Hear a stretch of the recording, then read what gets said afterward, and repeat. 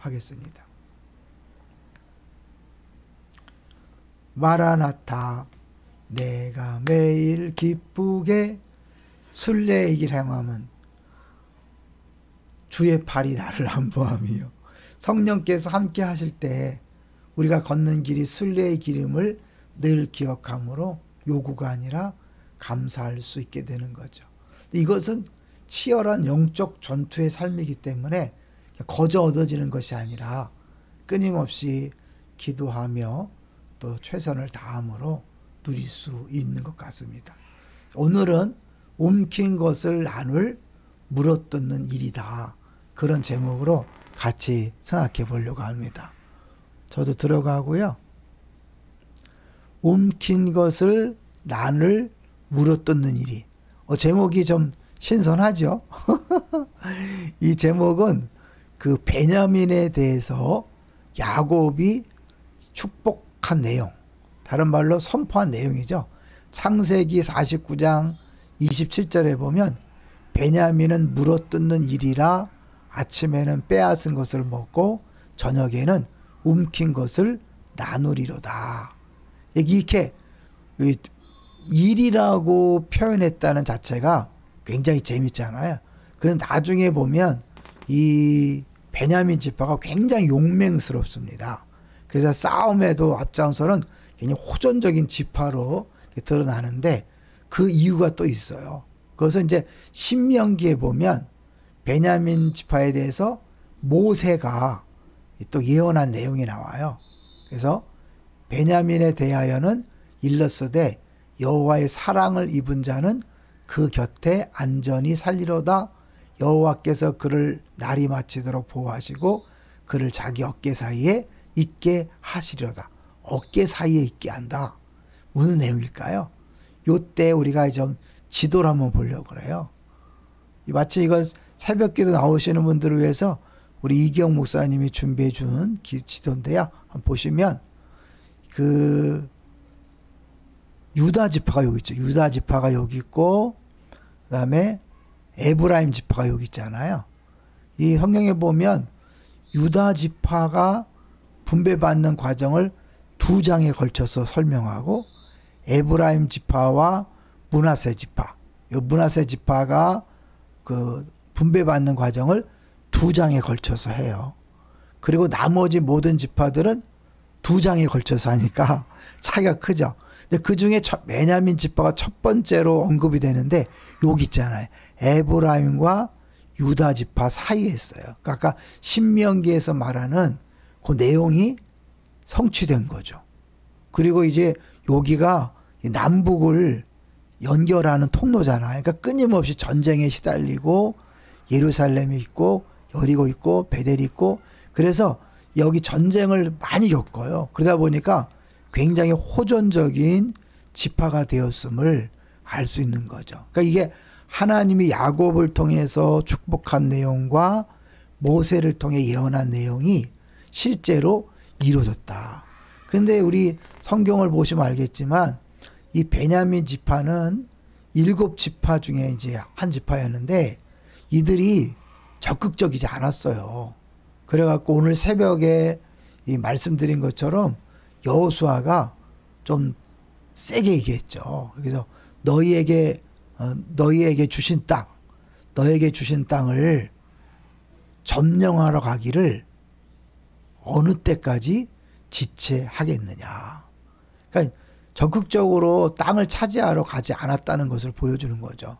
이제 그래서 여호수아가 3명씩 뽑아서 다시 정탐하고 지도를 그려와라. 그리하면 제비뽑기해서 주겠다. 그래서 제비를 딱 뽑았는데 아까 얘기했던 것처럼 요 지도에 나와 있는 대로 딱 에브라임과 유다 사이에 그리고 이 중요 통로에 딱 뽑힌 거예요. 제비 뽑은 게. 결국 하나님께서 뭐 그들이 적극적으로 원하든 원하지 않든 하나님께서 그들을 그 예언한 대로 성취했다는 것을 보여주고 있는 거죠. 근데 이게 얼마나 중요하냐면 오늘날 우리에게도 동일하게 적용되는 거죠. 우리에게도 유업은 뭐 부동산을 물려받는 게 아니잖아요. 그렇지만 기본 원리는 똑같죠. 그래서 유업은 우리가 이미 가지고 있는 것이면서 또한 주장할 필요가 있다. 나의 영원하신 기업, 생명보다 귀하다 그랬잖아요. 그게 하나님께서 우리에게 주신 그 기업이란 건 뭐냐면 예수 그리스도의 십자가를 통해서 우리에게 두 가지가 이루어졌는데 사람들이 요 하나만 많이 알아요. 죄의 문제가 해결된 거. 그래서 우리가 죄사함 받고 천국 간다. 이건 아는데 두 번째, 예수님이 십자가에 죽으신 것은 하나님 앞에 100% 순종한 거거든요.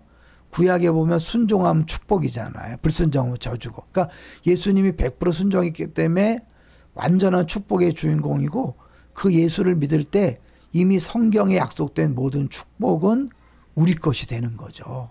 그러니까 우리는 이미 축복의 주인공이 된 거예요. 근데 그 축복을 우리들이 구체적으로 이스라엘 백성이 정복에 나선 것처럼 정복할 때 주어지는 거죠. 1달란트 받은 종 기억하시죠? 5달란트 받은 종, 2달란트 받은 종은 착하고 충성된 종이라고 칭찬받았지만 1달란트 받은 종은 악하고 게으른 종이라고 책망받았죠. 왜냐하면 두려워서 땅에 감춰뒀잖아요. 하나님 그걸 원하지 않죠. 사실 하나님 우리에게 주신 것들을 적극적으로 활용하고 베풀고 섬기면서 또 순종하면서 이미 주어진 축복을 누기를 원하는 거죠. 최근에 또 깨달은 내용이 뭐냐면 인간과 동물의 차이가요. 감탄이래요.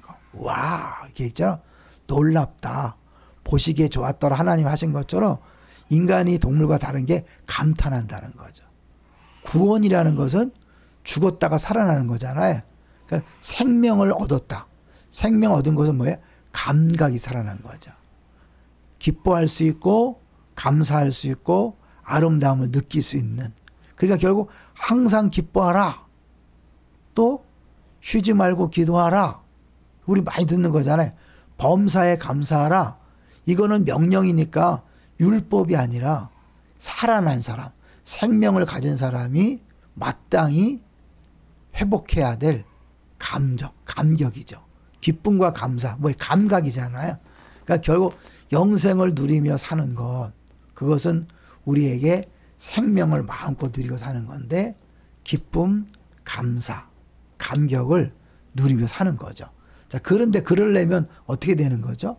이 감사와 감격, 기쁨을 누리는 중요한 그런 방법은 이스라엘 백성이 분배된 땅을 정복한 것처럼 매일매일 우리에게 주어지는 말씀에 순종함으로 그 우리에게 주어진 축복을 누리며 사는 거죠. 그러니까 원리는 똑같은 거예요. 지금도 우리가 주저하고 망설이고 두려움 때문에 순종하지 못하는 건 이스라엘 백성이 이미 다 정복했고 다 주어진 땅을 차지하지 못하는 것과 똑같은 거죠. 동일한 원리로 주님께서 예수 그리스도를 통하여 우리에게 이미 허락하신 축복을 날마다 순간마다 주 앞에 순종함으로 그걸 누리면서 와우 와우 감탄하고 기쁨이 살아나고 감사가 살아나고 감격하는 그런 삶이 되시기를 주의 이름으로 축원합니다. 할렐루야.